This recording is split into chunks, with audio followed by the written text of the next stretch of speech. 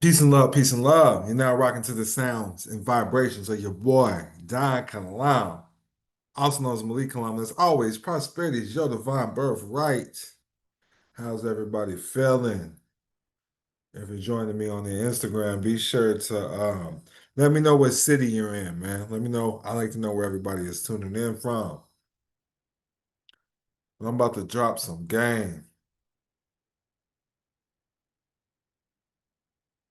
A lot of people are still stuck, even after years of, because I got people coming in talking about, I've been a secure party for 15 years.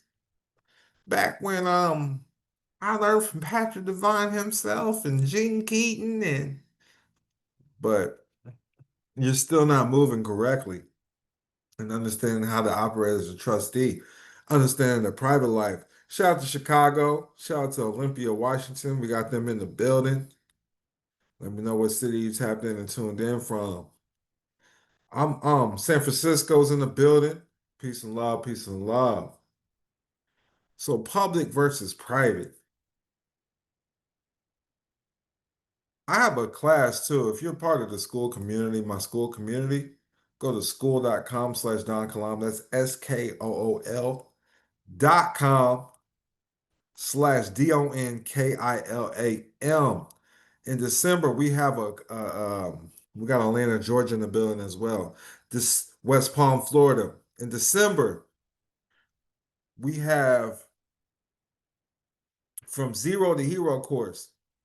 I'm gonna show everybody how to sign up too. You just go to school.com/Don Kalam.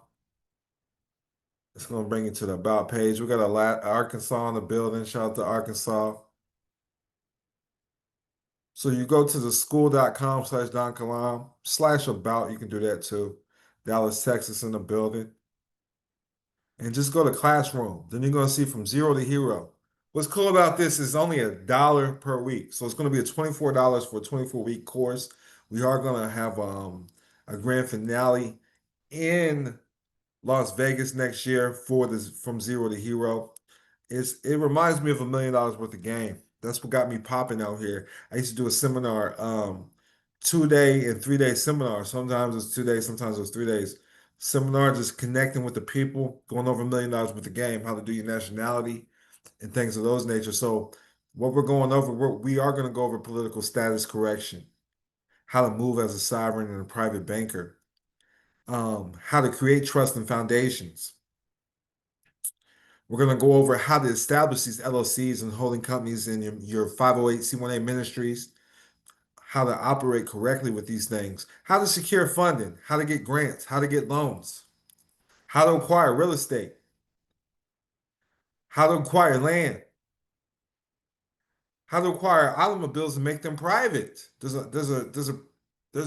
process to getting a manufacturer certificate of origin, manufacturer statement of origin, the MSO or the MCO, and then turning the vehicle private and putting it inside the trust. How to protect your family, how to get rid of debt, if that's what you're trying to get rid of. But I like to do tax credits and deductions. Tax credits and deductions. How to accounting, bookkeepers, things that you need out there when you start operating correctly. All right. And then we'll just do a recap, the importance of networking, connecting with the right people. I'm gonna show you the people that I utilize with my businesses. And then we're gonna have a award ceremony in Las Vegas. And that's what go to the school.com/Don Kalama and sign up now. The school is $50 a month. But that class is an additional $24. It's going to be $24 for start in December. I look forward to working with each and every one of them. I'm going to work with everybody because I want to speed everybody up. My star students, I'm gonna invite y'all to the award ceremony. We're gonna hand out awards. I'm gonna hand out money. I'm gonna hand out grants. That's how we do. That's the Don Kalam way. But let's get started. There's something I want to speak on right now. I'm not a licensed attorney, tax expert. I do this for educational, informational purposes only. There's something called amalgamation.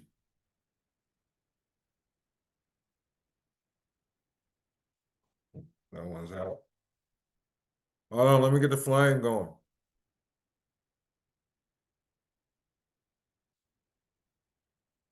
Amalgamation. Let me know.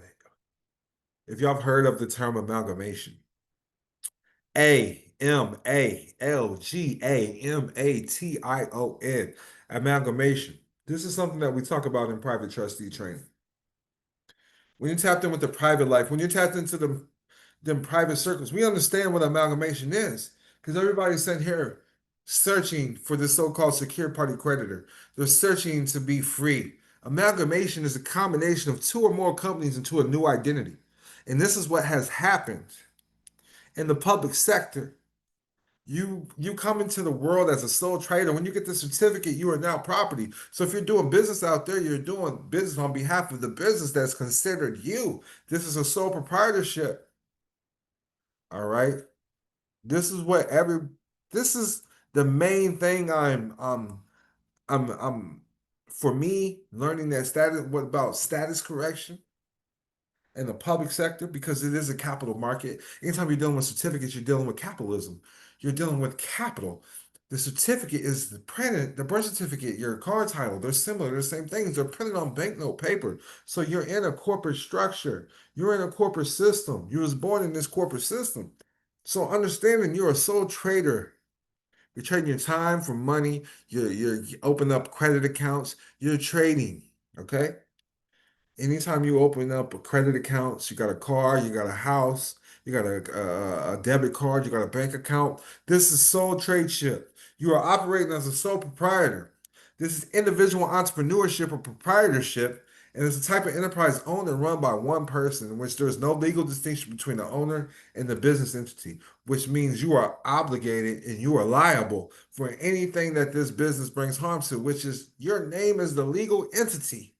Your name is going to be the sole proprietor, the legal entity, and you're getting confused thinking it's you. This is what makes you a sole proprietor. Under amalgamation, though, because you have different entities in one, you got to understand in this corporate system, anytime you sign something, it's a contract. It's a contract. So it's a different business entity. So the DMV, the vital statistics, the Social Security Office, which we already know, just to verify my claims, the Social Security Trust is an insurance policy. The Social Security is a trust directly from the SSA.gov. The Social Security trust funds are financial accounts in the U.S. Treasury. There are two separate Social Security trust funds. The Old Age and Survivors Insurance Trust Fund pays retirement and survivor benefits, and the Disability Insurance Trust Fund pays disability benefits. So it only pays out benefits, all right? Understand that. You can only be a beneficiary of this trust. Understand that. So it is a trust, but when you're utilizing it with the birth certificate, you utilizing it with your state ID or driver's license, this is a form of amalgamation, a combination of two or more companies into a new entity, because these are not yours. So I need people to understand that's what is going on. It's considered a merger. You're a special purpose vehicle for the federal government. Now I want to break down because those are public documents. A social security card is a public document. Your birth certificate is a public document. Your ID is a public document. It comes from the public. It comes from the public sector of the economy. And you have to understand what I just dropped down for you because that's $1 million worth of game. The public sector is the part of the economy that's controlled by the government. So anytime you have an ID, because you use that ID to get a bank account, use that birth certificate to get a bank account, use that social security number to get a bank account. This is the part of the economy that's controlled by the government because you got these things from the public sector.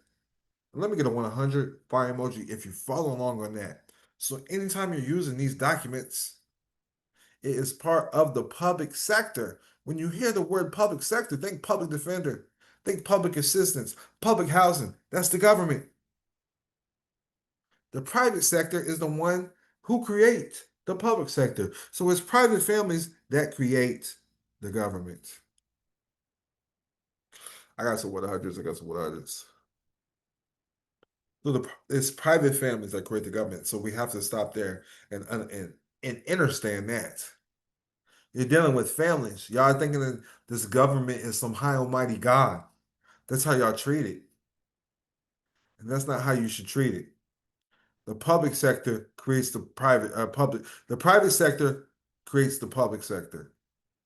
What is the private sector? The private sector is part of the national economy that is not under direct government control. So I want everybody to enter and understand this. You have to create your private record. The private controls the public.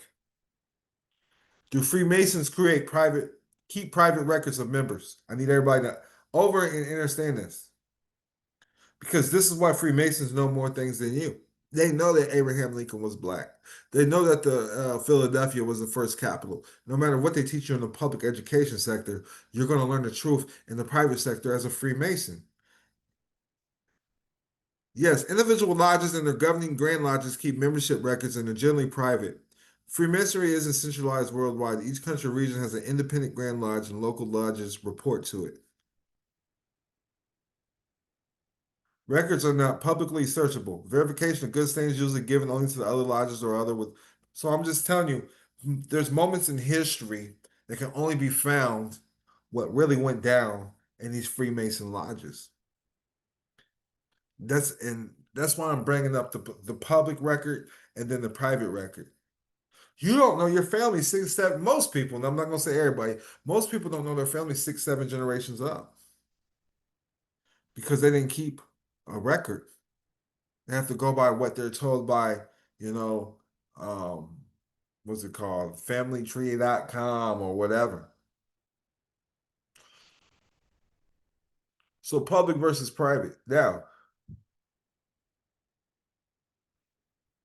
going to the public record, updating the public record, I was speaking on something called an oath of allegiance because you have to understand the term national. The term national means a person who's owing a permanent allegiance to a state. This is 8 USC 1101 821. So your state is your nationality. It can be if you want to operate that way and give allegiance to the state constitution versus the United States Constitution. The United States of America is a federal corporation. I just want to throw that out there. So you can go on my page in the school or right now on the Instagram, Don Kilam underscore legacy, DONKILAM underscore LEGACY. I have it posted where you can get the affidavit. It's a template for the affidavit to become allegiance to your state. Support the republic, which is private. All right. The term national means a person owing permanent allegiance to a state. Regarding nationality, it is defined that a man is a national of the nation, country where he was born. Nations or states are independent bodies, politic societies of men united together for the purpose of promoting their mutual safety and advantage by the joint efforts of the combined strength. Beauvair, 6th edition, 1856. That's a law dictionary. Now, national government, the government of a whole nation as distinguished from that of a local or territorial division of the nation, also is distinguished from that of a legal confederation. A national government is a government of the people of a single state or nation united as a community by what is termed a social compact and possessing complete and perfect supremacy over persons and things so far as they can be made the lawful objects of civil government. A federal government is distinguished from a national government by its being the government of a community of independent sovereign states united by compact. 6 Ohio State, 393, Black's First Edition, 891, 1891. And it goes on and on what the differences between nationalities. But the main thing I want everybody to understand and overstand is how the states work when you're declaring a nationality. If you're from Missouri, you're Missourian. Okay, let's break them all down really quick. So nationalities are established and show as forms to be used for nouns and adjectives denoting nationality. In designating the natives of the states, the following forms will be used: Alabamian, Alaskan, Arizonian, Californian, Coloradoan, Connecticuter, Delawarean, Floridian, Georgian, Hawaiian, Idahoan, Illinoisian, Indianian, Iowan, Kansasian, Kentuckian, Louisianian, Mainer, Marylander, Massachusettsian, Michiganian, Minnesotian, Montanian, Mississippian, Missourian, Nebraskan, Nevadan, New Hampshireite, New Jerseyan, New Mexican, New Yorker, North Carolinian, North Dakotian, Ohioan, Oklahomian, or Oregonian, Pennsylvanian, Rhode Islander, South Carolinian, South Dakotan, Tennessean, Texan, Utahian, Vermonter, Virginian, Washingtonian, West Virginian, Wisconsinite, and Wyomingite. So these would be your nationality. And this will put you under a tax exempt foreign status because you are native to that state. You would not be something called a United States business. U.S. citizen means United States business per 15 USC 4724E1. United States business. The term United States business means United States citizen, a corporation, partnership, or other association created under the laws of the United States. So there's a difference between being a United States citizen, which is an asset of the United States corporation, which you can look this up at 28 USC 3002, subsection 15A. It clearly states United States means a federal corporation. 28 USC 3002, subsection 15A. Now, 15 USC 4724E1. United States business. The term United States business means a United States citizen. 8 USC 1101A21. Again, 8 USC 1101A21. National. The term national means a person owing permanent allegiance to a state. So you have to pledge allegiance to the state, not America. Well, you can America, but not the United States corporation. Okay. So far, let me know that this makes sense. Everybody, drop me a 100 fire emoji. But it makes sense. I need to know. I need to know. Does this make sense to you guys? Is Don Kilam explaining this correctly?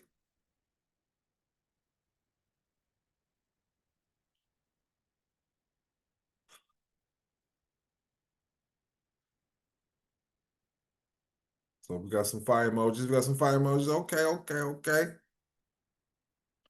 Because I needed this to make perfect sense, okay?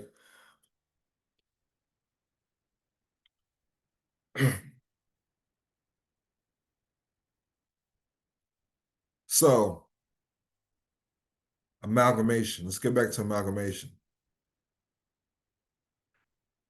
You're gonna want to make a pledge of allegiance. You want to make an oath of allegiance. This is what it was. This is how it was given to me, and this is a private record. Do it with your family.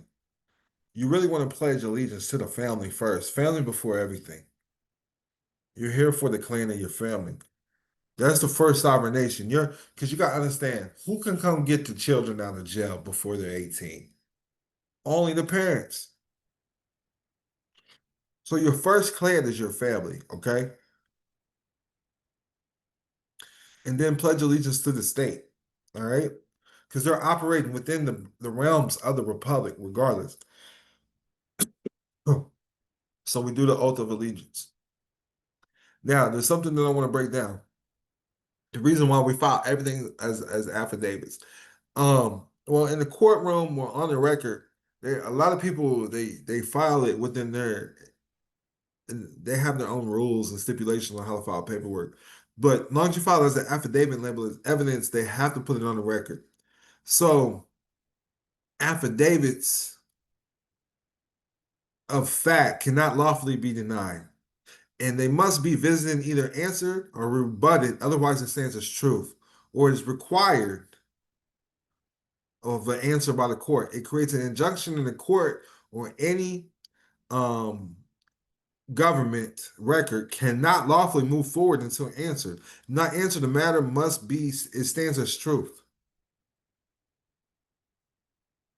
It stands as truth. So unrebutted affidavit stands as truth on anything when it comes to law.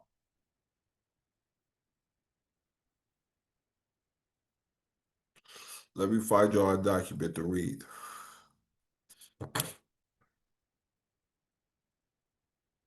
And that's one of the maxims. That's one of the maxims of law. So in commerce, truth is sovereign, and the truth must be expressed in the form of an affidavit. An affidavit is a solemn expression of truth. In commerce, an affidavit must be accompanied and must underlay and form the foundation for any transaction whatsoever. There can be no valid commercial transaction without someone putting their neck on the line and stating this is true, correct, complete, and not meant to mislead. An affidavit is a two-edged sword. It cuts both ways. Someone has to take responsibility for saying this is a real situation. It can be called a true bill. As they say in the grand jury, when you issue an affidavit in commerce, you get the power of an affidavit. You also incur the liability because this has to be a situation where other people might adversely be affected by it. Things change by your affidavit, which are going to affect people's lives. If what you say in your affidavit is in fact not true, then those who are adversely affected can come back at you with justifiable recourse because you lied. You have told lies as if it were the truth. People depend on your affidavit, and then they have lost because you lied. An unrebuted affidavit states the truth in commerce. Claims made in your affidavit, if not rebutted, emerge as the truth of the matter. Legal maxim. He who does deny admits. An unrebuted affidavit becomes a judgment in commerce. There is nothing left to resolve. Any proceedings in a court, tribunal, or arbitration form consist of a contest or duel of commercial affidavits wherein the points remaining unrebutted in the end stands as truth and matters to which the judgment of the law is applied. In any matter to be resolved, it must be expressed. So it all starts with an affidavit. All right. If y'all want to know about my next events or anything, go to the school. School.com/DonKilam. SKOOL.com/DONKILAM. Link is in the bio on the Instagram. So, understanding everything starts with an affidavit. I don't even file their forms. I create my own forms because the 10 rules of commerce, let's go there. Let's go with the 10 rules of commerce because a lot of people fail to comprehend this due to the misdoctrination. You can only control what you create. So if you're filling out their forms, you can't control them forms because that's their form of banking. So they can do as they wish with their money, with their artwork. If that makes sense. You cannot control what you did not create. All commerce is based on title. The only true title to anything is the MSO, the manufacturer statement of origin. When you register anything anywhere, you give up the title. Your car, when you register your car, you give up the title. That's why you need a manufacturer statement of origin, put it in trust. There's no money, only fiat currency and credit. Now, there's no slavery in America. There's no involuntary servitude. You sign up for everything you do. First in lines, first in time. This is why you record things into the public record with your own forms. Do not interfere with commerce. And last but not least, do not allow anything to come between you and your creator. Do not allow anything to come between you and your higher power. Church versus state. And that's how I'm maneuvering. I'm using the family trust, the family foundations, it's important to understand when you learn about the non-grantor irrevocable complex discretionary spendthrift trust, it's going to show you how to structure your family foundations as well. You know, you got movers and shakers, and then you got your everything's a charity. Everything you're doing is acting out of charity. And I was going over some phone calls today because in one of my private meetings today, we were going over stipends. Stipends. I only take $1 a year from the organizations that I'm with. The organizations only me because I help. There's a difference between founded by and funded by. I help found the organization so they in return they owe me a certain percentage as paying back me in a form of a loan. So it can be taxed that way when you're contracting correctly. But a stipend is compensation paid to help cover basic costs while training. And then we got fringe benefits. I'm gonna touch on that as well. So there's different type of stipends, but a stipend is often referred to as a fixed sum and commonly paid to recipient as a lump sum payment. This type of compensation, sometimes called an allowance, is normally provided on a daily, weekly, or monthly basis. A stipend is usually offered as compensation for training instead of salaries for employment purposes. Common recipients of stipends include interns, apprentices, fellows, and clergy. A stipend often includes other benefits such as higher education, room, and board. All right. This is how the elite maneuver. And they have no assets. You can't sue them for anything. They have no assets. It belongs to the family trust. So, what are fringe benefits? How they work? Fringe benefits is extra compensation companies give their employees. Types of fringe benefits include health benefits, achievement awards, grants, adoption assistance, athletic facilities, community benefits, dependent care assistance, education assistance, stock options, employer provided cell phones, insurance coverage, lodging, meals, tuition. The list continues. Company car. So I had a court case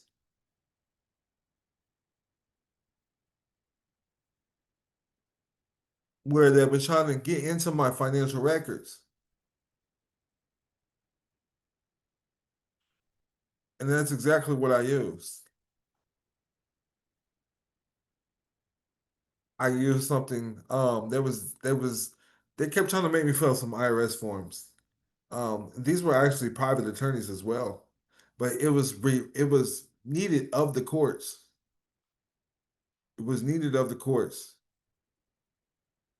They needed some type of financial statements. And I said, I got the financial statements under affidavit of truth.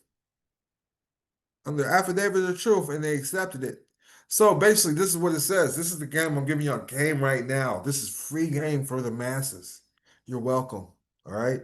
To support the cause, go to school.com/DonKilam. That's SKOOL.com/DONKILAM. Sign up for a month.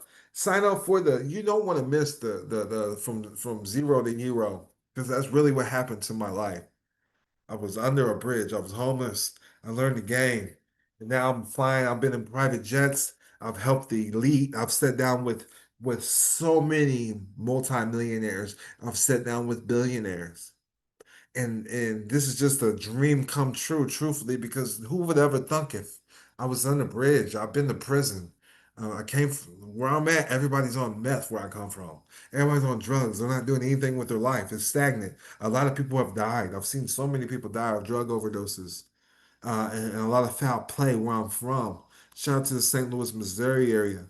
Born in the Illinois side though, that's why my swag is different, you know. But at the end of the day, my life is a dream come true. If you're not dreaming, it's not. You dig what I'm saying? Dreams don't come true if you're not dreaming. So be dreaming out there. Keep hope alive. Everything starts. What's done in the dark comes out to light. That's the private versus the public. What are you talking about with your creator?